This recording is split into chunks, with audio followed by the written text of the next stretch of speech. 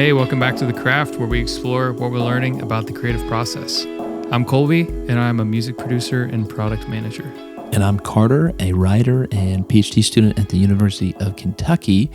And today we are doing not a book review, but an essay review. So our kind of primary text here is going to be an essay from James Baldwin, the 20th century American writer, on the creative process. And I'm really excited for this conversation. This is a small, 2.5 page essay that is just packed. It's dense. I completely recommend, if your choice is between listening to this episode or reading the essay, go read the essay. Listen to the episode. I really thought you were going to say that for a second. That was a hard bait and switch. That's so great. But this is just a really great essay. So I'm excited. This is kind of one of those episodes where I get to nerd out in the abstract philosophy of art, and you get to, say, what the heck are you talking about, Carter? And you get to pull us back towards the more practical. And so that, I love that about the craft. We're always balancing the theory and the systems. And that would be the other name of our podcast, I feel like, theory and system in art, and how those kind of are a dialectic. That's an episode right there. So where do you want to start with this? Should we read maybe like the introduction or like a segment or two? I pulled out some interesting quotes that stood out to me, but where do you want to start? You could even just give an overview maybe of what's he saying in this essay. Yeah, maybe I'll just give a very, very brief overview, and then we can talk about individual passages or phrases that stood out, if that works. Sure. Yeah, I think in some ways we can sum this up pretty succinctly. Of that, Baldwin writes that the artist's role is to give us an inner knowledge of what he calls the wilderness that's within us, the truths that we have to face of being human that we so easily cover up. That conversations about the weather and politics and X and Y and Z, they distract us from these things, and we often tell a lot of stories that can be misleading about ourselves. And Baldwin says, no, what art does is it really kind of goes to this very murky, hard to understand, opaque self, what it means to be a human, and it tries to give us a mirror, and it tries to show us something that is true about ourselves in order that we can, and he says this in the first paragraph, dwell, right? And so a really great line kind of pushing to my dwelling idea, not my idea, but the dwelling Substack. Yeah, we need to have a good knowledge of ourselves if we're going to have any sort of movement towards making the world a place that's hospitable for us. How do you think that summary was? What stands out to you? Yeah, take it from there. Yeah, I think that the one big idea that stood out was the artist is an explorer of their own inner world and of themselves in a way.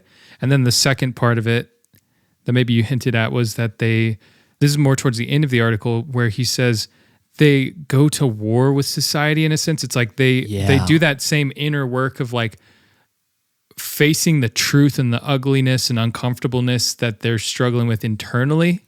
Maybe he doesn't use those exact words.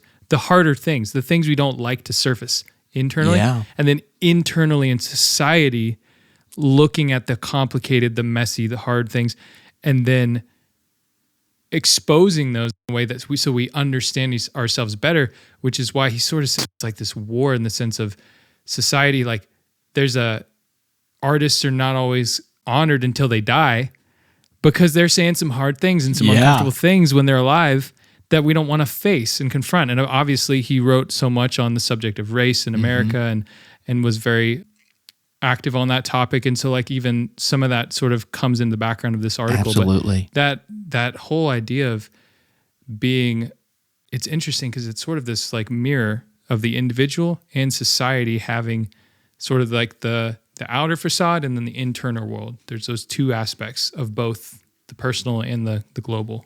Yeah, I think that's really well said. And the tension, I think he says it's a war between lovers.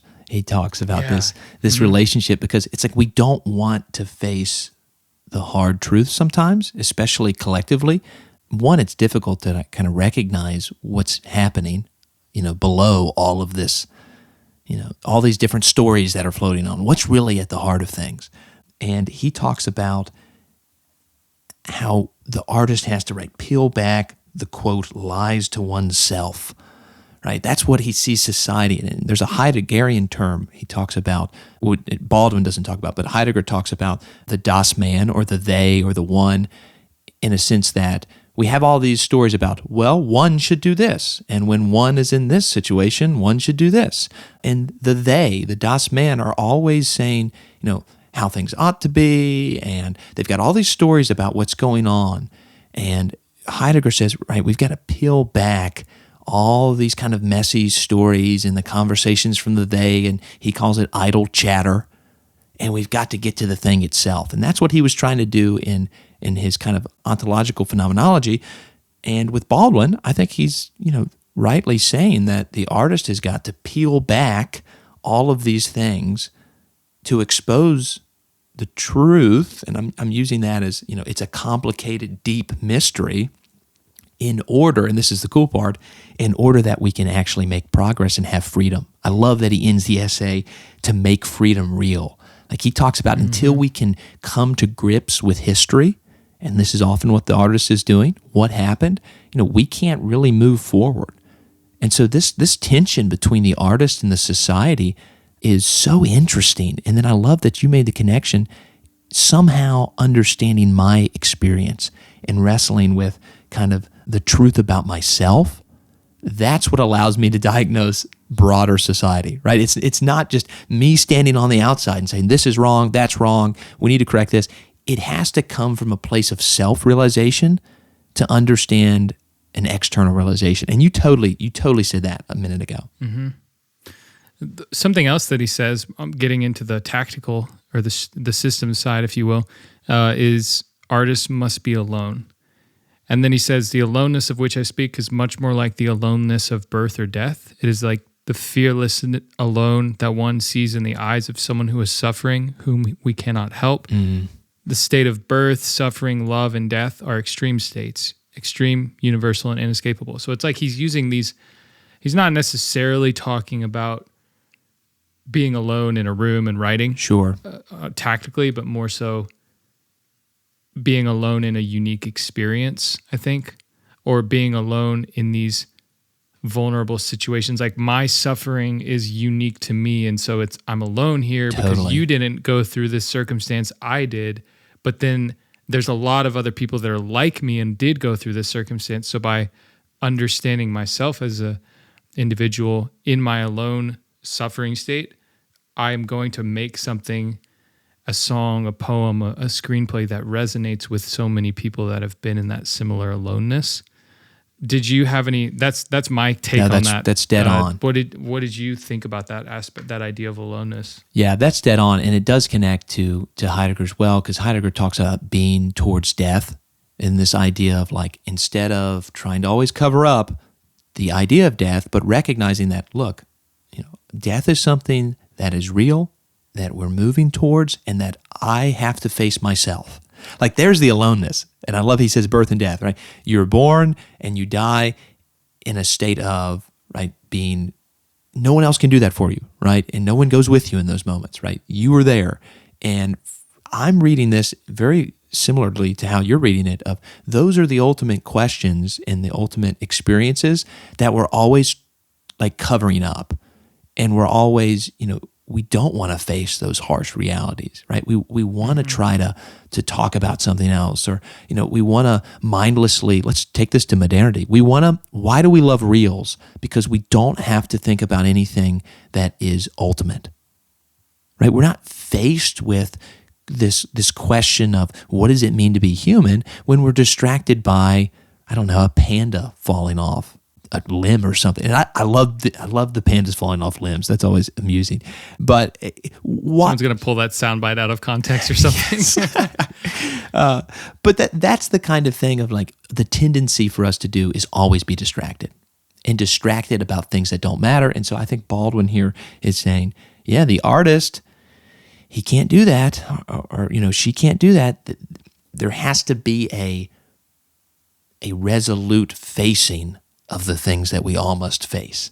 And that's kind of, something that happens when we face the realities that we experience alone. And I do, he does say this doesn't mean going off by a lake and riding alone, but there is an element. And so to come back to the tactical, I do think there is something about solitude that helps us do this. Even though it's not just a matter of being alone helps us be alone. Yeah, I actually did originally, when I was reading the article, I thought he was going in the direction of just saying you need a lot of time alone, because I had no context for what the article was going to be about. And obviously quickly realized that's not what he was trying to say, but at the same time, there is an idea of totally. There's sort of an image of you journaling or you just taking a walk and thinking, because there's this, or even therapy in a sense is having someone else to talk through nice things that are in your head and in your experience and try to process them and understand why it made you feel the way you did and then how you reacted and the patterns and these different things. It's so there's aloneness. There's maybe some situations like therapy where you actually benefit from having another person, but it does seem like you just practically do need alone time as an artist to actually sit, let your thoughts unwind, and then process what's going on inside, and then going a step further, figuring out how to express that. And then there's a vulnerability attached to it.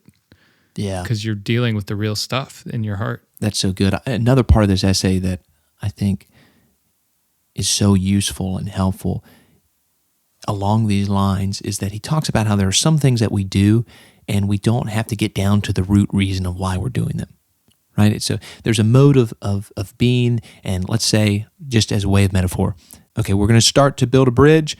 I'm thinking about, if I was an engineer, right, you're thinking about weight and structure and the physics of this, right? And there's all these things, but we don't stop and think, why should I bother to build the bridge?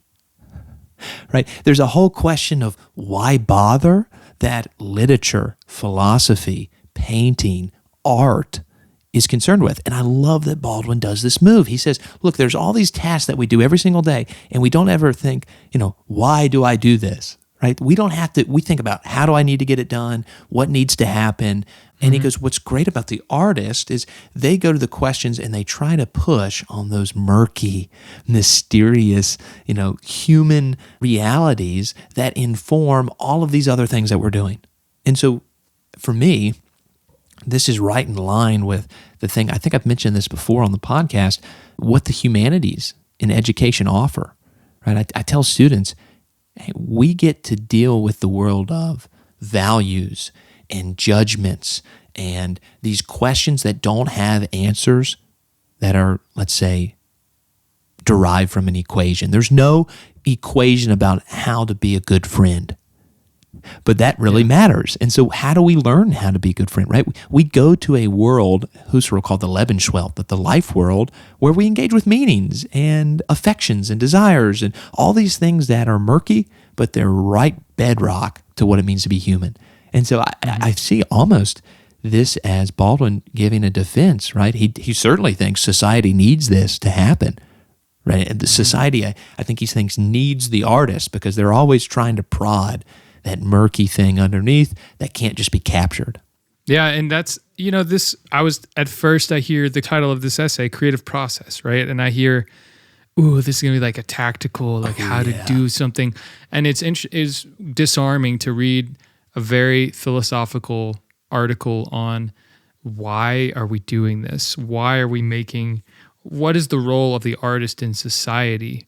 And how do they keep society honest? And they're a bit of a thorn in people's side because they say hard things, but then they die, and then we honor them because they've made this incredible work and they contributed, and we look back and see how they impacted history.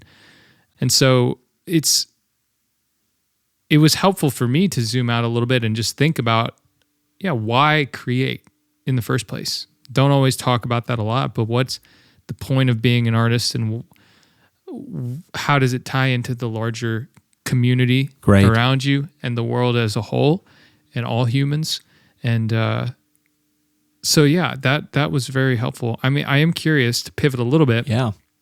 If there's maybe a bit of a connection too here between, and this could go nowhere, but between the idea that we talked about in the press field in the episode about the hero's journey and the artist's journey, where there's sort of this idea that you have to go on your own journey as an artist into, well, you have to follow the hero's journey, which normally involves struggle and getting lost and feeling broken down and kind of just going through the dark night of the soul, and then writing the book, and then getting to the other side where you actually have something to say. So there's it also ties in with this idea that we've talked about before of like, as an artist, like you have to, like me and you, we have to live life. We have to have experiences to write about, and we have to have opinions. We have to go through things to then be able to do that inner work, think about what we experienced, and then write about it. And so I don't know, did any of that like connect? Do you think there is a connection to that artist journey? Dude, that's an awesome connection. I think that's rich. And the thing that comes out to me, it's almost paradoxical in that Baldwin writes that the way that we're going to get freedom within society and progress towards a dwelling place is not by going up to society and, dissecting it and talking about, like all these little, we've got to go and study it and have all these theories and throw sociology at it and anthropology. And that's all art needs to be, right? In order to help us move forward socially, we have to be concerned with the social. What's disarming about this, and I think you've noted this really well, I'm so glad you did, is that it begins not with me pointing outward, it begins with this own idea of interiority, right? And I've got to go through the, as you said, dark night of the soul, and I've got to go out and I got to look at, and he's very explicit in this, right? I've got to look at the mystery of being a human in my own life, and then paradoxically, the inward will help us with the outward. But it's not by focusing on the exteriority that this change happens. It's by welcoming this honesty with ourselves. And it's only when we can go through these kind of fundamental aspects of being a human being alone, and life and death, right? Big questions. It's only when we can wrestle with that can we actually bring back a boon to society that can help us move forward. And so I just think that's such a cool movement that I think we've probably gotten wrong in a lot of modern art. And so I'm thinking about Scruton here of that. We've really tried to hone our social, political change in art, but oftentimes I think it can be very counterproductive. And I think Baldwin offers a way. It's not that we don't address tough social realities and call them out. It's that we've got to start with ourselves. And I think the tendency when you get into more, let's say, politically oriented art is to not deal with the self at all. And I think what Baldwin is reminding us is that there's got to be a level of honesty in my own soul before I can turn outwards. And that's actually what we need. So I think that's just, it's so rich that somehow the individual's hero's journey gives something to society. I mean, it's just, I love that movement.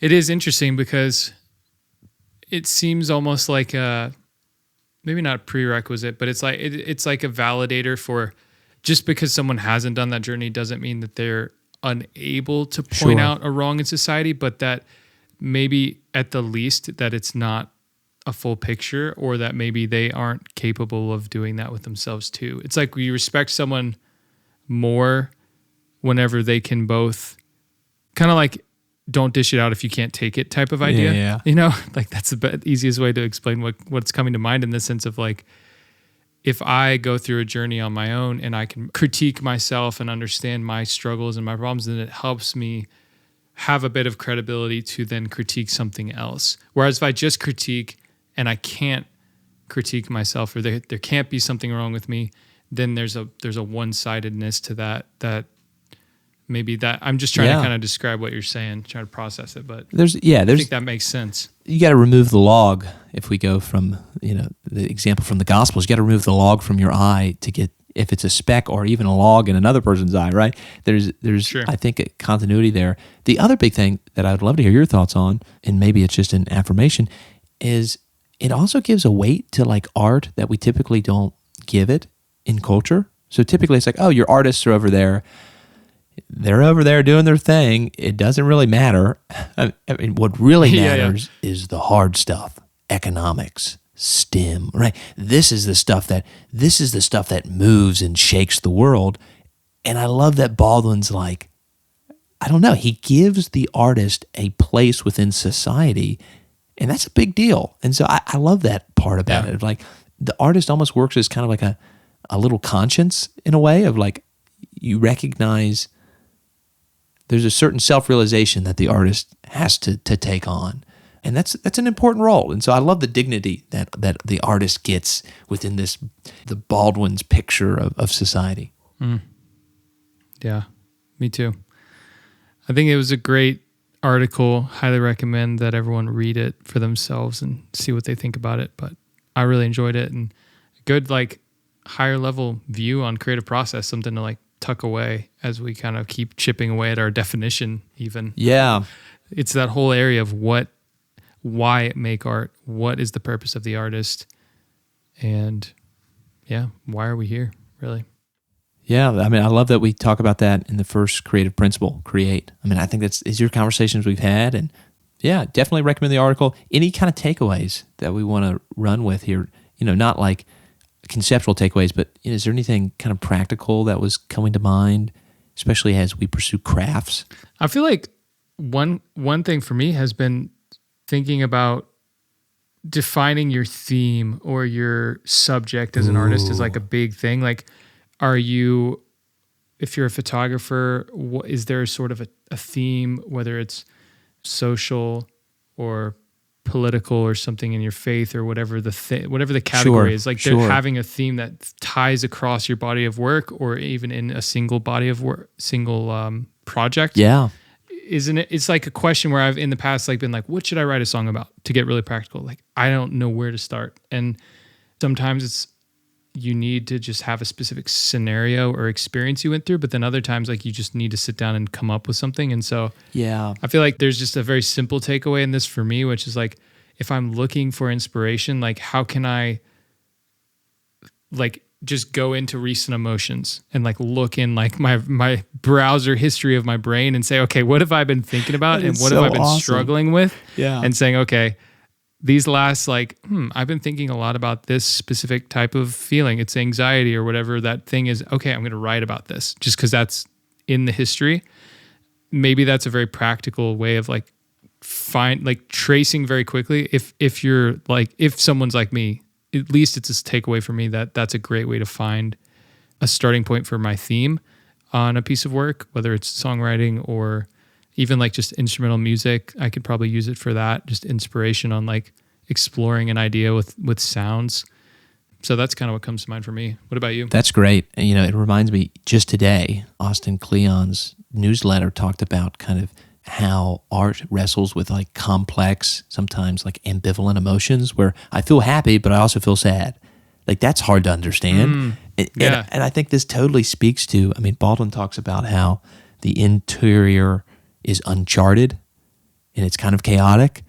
And it's like, okay, if I feel happy and sad like that, what exactly is going on there? And then I love how, if we take the browser history, this is weird.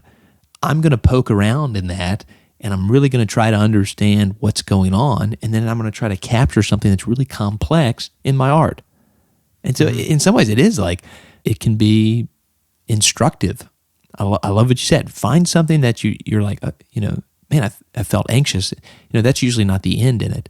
You usually say, well, why am I feeling anxious? How am I feeling anxious? Right? It all of a sudden splinters into this really complex emotion that involves others, and it involves a place, and it involves a time, and it involves, continuing all these different actors, right? And then all of a sudden you've got something that's rich and multifaceted and, and that is going to require you to treat it with complexity and nuance. And so, I think it's an awesome takeaway here of look inward, not in a really unsophisticated, I don't know, not in an unsophisticated way, but look inward, really deal with those kind of questions of the alone self, because oftentimes they're just going to splinter into stuff that's hard to understand. But that's what rich art does. It engages with that. Yeah.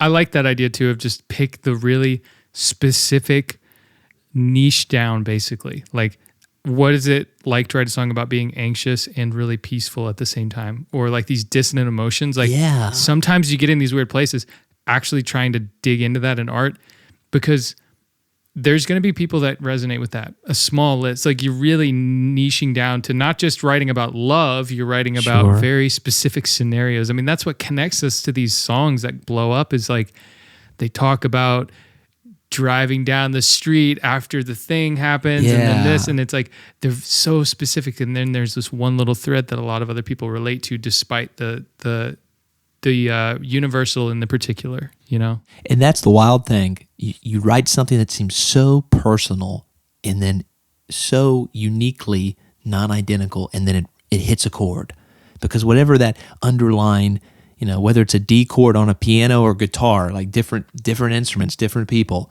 like there's that underlying similarity that rings, which I think is so cool. Love it. Well, I've got to wrap. This was awesome. I really love this conversation, man. Thanks for listening to The Craft with Carter and Colby. If you like this episode, there's 3 things that you can do to support our work. First, just follow or subscribe where you're listening right now. Second, share this episode with one other person that you think would enjoy it. And then third, just send us an email. Let us know, how can we make this better? Is there a topic that you would like us to talk about? What did you think about this episode? What do you think about the creative process article from James Baldwin? And send that to heycraftpodcast@gmail.com. And lastly, just wanted to give a shout out. Our cover art was designed by Elizabeth Newell. You can check out her work at elizabethnewell.work or on Instagram at ElizabethIsAdesigner. Thanks for listening.